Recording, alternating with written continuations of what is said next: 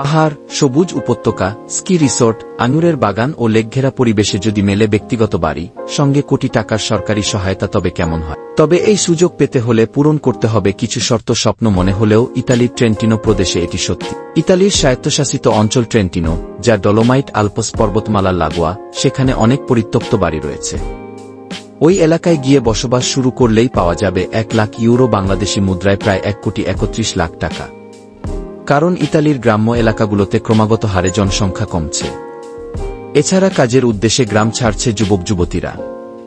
এই প্রদেশে বসবাস শুরু করলে 88,000 ইউরো বাড়ি সংস্কারের জন্য ও 20,000 ইউরো বাড়ি কেনার জন্য অনুদান দেওয়া হবে। এই সুযোগ বিদেশিরাও নিতে পারবেন। তবে শর্ত অনুযায়ী যিনি এখানে বাড়ি কিনবেন বা থাকবেন, তাকে অন্তত 10 বছর বসবাস করতে হবে, অন্যথায় পুরো অনুদান ফেরত দিতে হবে। ট্রেন্টিনো প্রদেশের 33টি শহর এই প্রকল্পের আওতায় আসবে। দ্রুতই ইতালি সরকারের অনুমোদন দেবে। অঞ্চলটিতে জনসংখ্যা ব্যাপকভাবে কমে যাওয়ায় এমন উদ্যোগ নিয়েছে সরকার। 2024 সালের বাজেটে কম জনসংখ্যার এলাকাগুলোর জন্য 3 কোটি ইউরোর একটি বিশেষ তহবিল গঠন করা হয়েছে। যেখানে জনসংখ্যা 5,000-এর এর কম, সেসব এলাকায় বসবাসকারীদের এই আর্থিক অনুদান দেওয়া হবে। এর আগেও ইতালি জনসংখ্যা সংকট কাটাতে ব্যতিক্রমী উদ্যোগ নিয়েছে।